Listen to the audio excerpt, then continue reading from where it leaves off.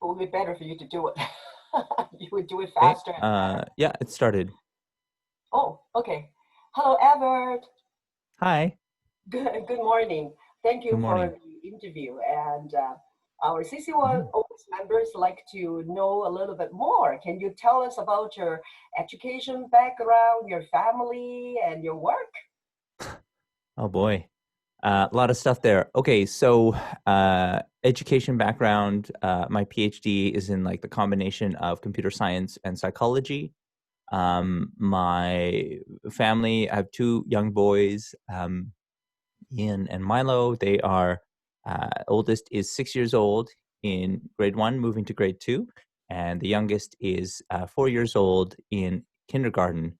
But both are learning from home in this time. Um, Yes. yeah, And then your wife, Peggy? yeah. So Peggy works for the city of Calgary. Mm-hmm. She is a She's communications. working at home Yeah, or she's working doing? at home in this time. Okay. And You're we do quite well. Like we manage like both. Like I work in the mornings, Peggy works in the afternoons, and then we both work a little bit more in the evenings to make up for our time. And we wow. take care of the kids half time. So Peggy's taking care of the kids now. I take care of the kids in the afternoon. Mhm. Wonderful. Seems like you're organizing it and really well. Well, Well, we're very fortunate that we are able to work remotely. A lot of people, that's not an option. So we're glad that we're able to. wonderful. Now let's talk about CCOS. So how many years have you been in CCOS? Oh, geez. I don't know, like many. Many I'd years. probably say like, I was doing it during my master's Over 2008. 10 years? So yeah, well, definitely over 10 years, like 12 years. Wow. Yeah. How did you enjoy it? I think initially, like I joined because I think they were doing some stuff in Sharon and they needed some technical support for like a mixer or something like that. And then I kind of helped, since then. And I think it's been good. Like CSOS has evolved a lot. They've done many tours, and I think it's been really neat to see that. And so what I like is for myself, it's kind of I don't consider myself an expert in the singing side. It's more the technical direction that really I'm kind of most keenly interested in. And so that has been good because there's been a lot of need for some of that support, especially as of lately. Actually, you've got a very good voice. You just need a little bit of technical, practices. You're Yeah, born it does need with some a work. very good voice. Yes. Well, like like what do you think about CCOS future right now during this pandemic? um, the future of CCOS. Well, I think that really what I'm learning is that I know, like, this is a tough situation for a lot of people to be in, and I don't think anybody has prior experience into what this is like. People are thinking, oh, like, very optimistically that, oh, things are going to be better maybe in September, or they're going to be better by January. Um, that's if we are able to get a vaccine. But if this is like mutating at the rate that it currently is, we will never find a vaccine. And in case that we were not able to find a vaccine, which is the case for the Spanish flu, we are in year 1 of 5 for this. And so singing is changing in a very fundamental way. And it's very much changing to how well do you sing online. And I think it's really not a matter of, oh well, I don't like this stuff. It's more of, well, this is what singing is these days, and this is what singing in a choir is going to be like, potentially for years. And so I think that really it's building us a different type of skill set. But let's be honest, like already in a church, we've already moved beyond just having a massive choir in each church. We've already moved to using microphones and using amplification. So learning how to use a microphone well is going to be beneficial for you no matter what situation you're in. And so my hope is that the singers don't just consider themselves as, oh, I sing and that's it. Actually, no, I sing and I know how to use something like a microphone. Will make you a better singer, right?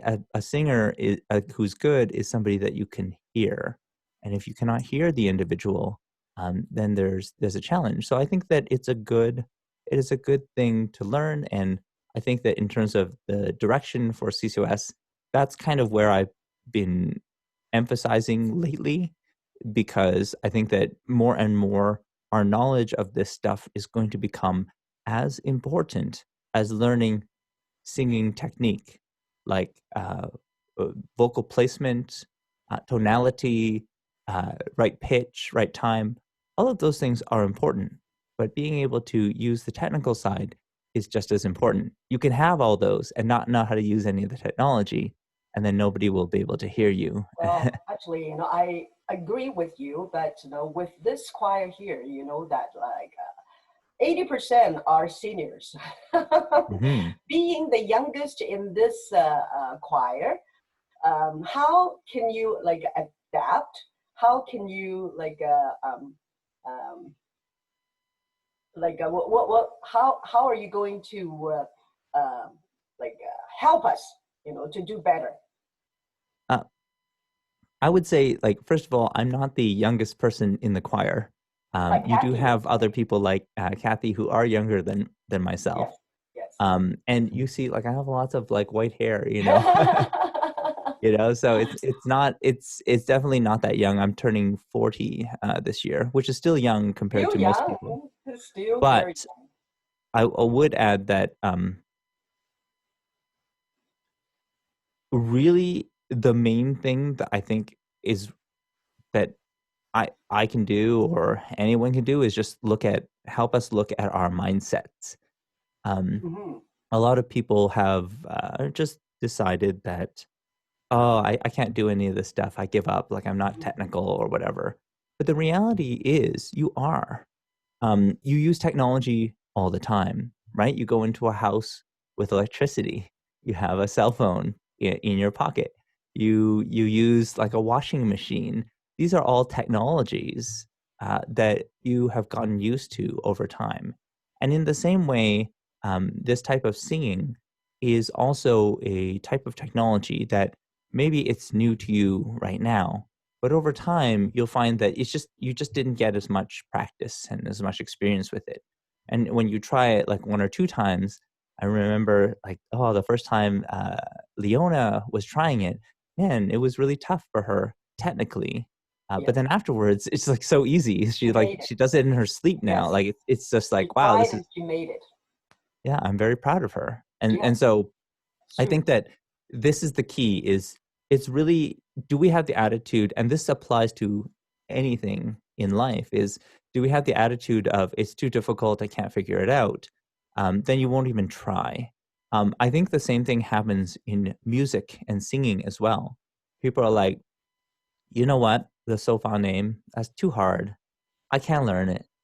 I give up. Well, actually, we're doing better.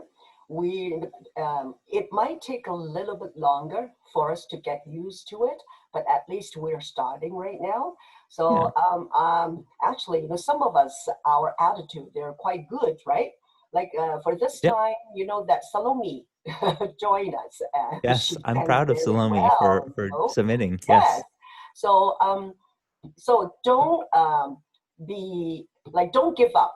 With our old people here, it's nice to have a young, um,